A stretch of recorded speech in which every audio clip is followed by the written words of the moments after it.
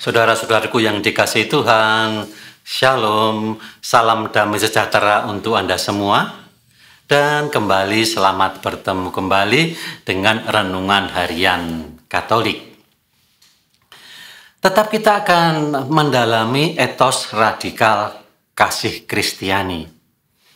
Setiap agama pasti memiliki 3 hal pokok ini dalam menghayati hidup keagamaan mereka, yaitu dalam hal sedekah, berdoa, dan berpuasa.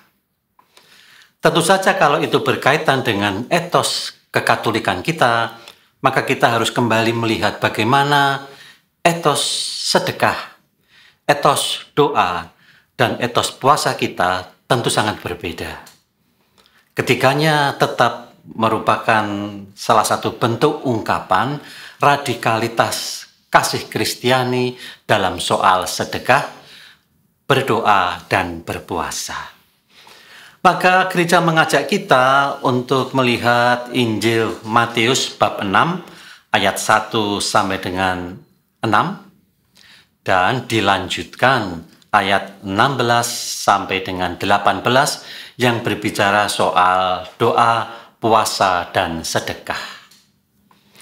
Intisarinya Injil hari ini berbicara tentang praktik-praktik kebenaran dalam hidup keagamaan, seperti memberi sedekah, berdoa, dan berpuasa yang harus dilakukan dengan motivasi yang murni di hadapan Allah, bukan di hadapan manusia. Ajaran Injil hari ini mengingatkan umat untuk hidup dalam kasih yang tulus dan rendah hati dalam mengamalkan sedekah, doa, dan puasa. Maka saya mengajak Anda untuk melihat ayat 3 dan 4 yang berbicara soal sedekah, yang berbunyi demikian. Matius 6 ayat 3 sampai 4. Tetapi jika engkau memberi sedekah, janganlah diketahui tangan kirimu apa yang dibuat oleh tangan kananmu. Hendaklah sedekahmu itu diberikan dengan tersembunyi, maka Bapamu yang melihat yang tersembunyi akan membalasnya kepadamu. Saudara-saudaraku yang dikasihi Tuhan, setiap tindakan kasih kepada sesama, jika dilakukan dalam nama Yesus Kristus, menjadi sarana untuk membawa terang kasih Allah kepada dunia. Bukan menonjolkan kasih kita kepada sesama. Itu juga penting untuk menunjukkan bahwa kita juga adalah bagian dari alat Allah untuk mengasihi sesama. Tetapi jangan sampai alat itu menjadi lebih utama daripada yang seharusnya melakukan kasih itu. Maka dalam Matius 6 ayat 3 sampai 4, Yesus mengajarkan bahwa sedekah harus dilakukan tersembunyi. Mengapa? Supaya Allah lebih dimuliakan daripada kita yang memberi sedekah. Karena segala sesuatu berasal dari Allah, bukan? Maka Allah harus lebih dimuliakan daripada pemberian kita. Gereja juga mengajak kita untuk melakukan tindakan kasih yang tulus, yang membawa terang kasih Allah ke dunia tanpa mencari pengakuan. Intinya, kasih Allah harus lebih tinggi dinampakkan daripada pengakuan orang lain terhadap apa yang telah kita lakukan dalam memberi sedekah. Itulah etos radikal kasih Kristiani kita dalam sedekah. Bagaimana bunyi radikalitas Kristiani kita dalam doa? Itu kita temukan dalam ayat 5 sampai dengan 6 yang berbunyi demikian. Apabila kamu berdoa, janganlah berdoa seperti orang munafik. Mereka suka mengucapkan doanya dengan berdiri dalam rumah-rumah ibadat dan pada tikungan-tikungan jalan raya supaya mereka dilihat orang. Aku berkata kepadamu, Sesungguhnya mereka sudah mendapat upahnya. Tetapi jika engkau berdoa, masuklah ke dalam kamarmu, tutuplah pintu dan berdoalah kepada Bapamu yang ada di tempat yang tersembunyi, maka Bapamu yang melihat yang tersembunyi akan membalasnya kepadamu.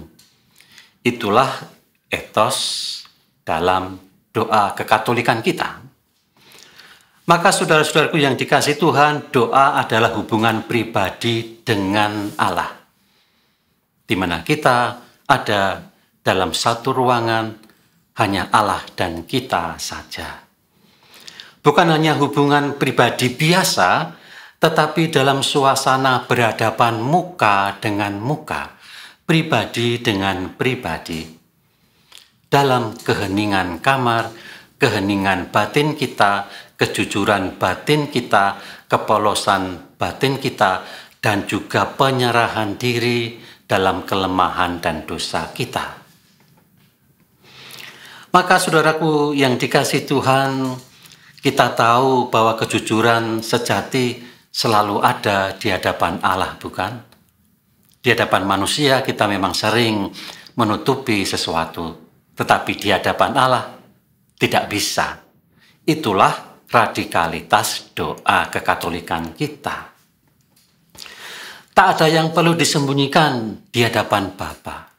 Maka Yesus berkata, maka Bapamu yang melihat yang tersembunyi, terutama yang tersembunyi di dalam batin kita sendiri, yang tak pernah kita ungkapkan kepada orang lain, Bapa akan melihatnya.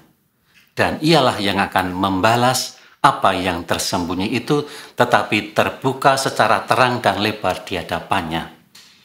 Permintaan maaf dalam doa, permintaan sesuatu yang dibutuhkan untuk mampu berbuat kasih, untuk mampu memberikan sedekah secara tersembunyi, itu adalah kekuatan yang memang harus diminta dari Allah.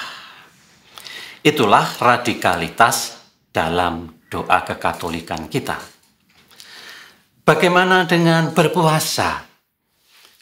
Itulah yang kemudian kita temukan dalam ayat 16 sampai dengan 18 yang berbunyi demikian. Dan apabila kamu berpuasa, janganlah muram mukamu seperti orang munafik. Mereka mengubah air mukanya supaya orang melihat bahwa mereka sedang berpuasa.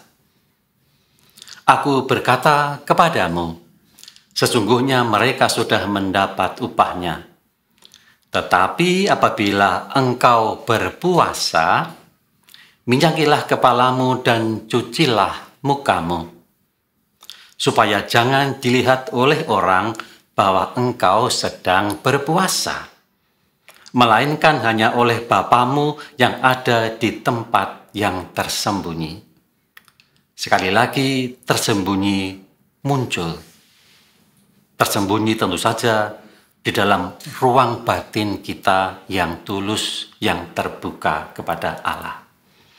Maka Bapamu yang melihat yang tersembunyi itu akan membalasnya kepadamu. Maka memang sedekah harus disembunyikan, berpuasa juga harus disembunyikan. Mengapa? Karena Allah lah yang seharusnya lebih menjadi tempat kita memberikan sesuatu yang sangat rahasia, tetapi justru disitulah kemuliaan Allah dimunculkan. Bukan karena kita kelihatan kusut, seorang yang berpuasa sungguh-sungguh, kemudian kita dimuliakan sebagai orang saleh. Tidak demikian puasa kekatolikan kita. Puasa berarti justru menghadapkan diri kita dalam ketersembunyian kasih. Maka saudara-saudaraku yang dikasihi Tuhan, tindakan kasih dalam berpuasa harus dilakukan dengan perhatian penuh terhadap martabat manusia yang selalu didasari oleh kasih yang berasal dari Allah. Bukan oleh kepentingan pribadi atau keinginan pribadi untuk dikenal karena penampilan kita yang sedang berpuasa.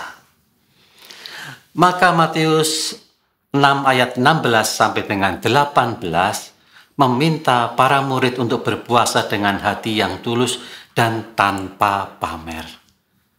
Permintaan Yesus itu juga tentu saja ditujukan kepada kita yang membaca dengan cukup jelas perintahnya itu. Maka ayat ini menegaskan bahwa tindakan kasih, termasuk pengorbanan, harus berakar dalam kasih Allah, bukan ambisi pribadi. Puasa adalah bagian dari sebuah korban. Kita tidak makan sesuatu bukan supaya kita tidak mengkonsumsi sesuatu, tetapi kita tidak makan sesuatu ketika kita berpuasa, supaya apa yang tidak kita makan itu kita berikan kepada orang lain. Maka berpuasa tidak akan terpisah dari yang namanya sedekah. Berpuasa tak akan terpisah dari yang namanya doa. Tiga-tiganya adalah etos yang sangat istimewa dalam setiap agama. Tetapi kita memiliki radikalitas tersendiri dalam doa, sedekah, dan berpuasa. Shalom.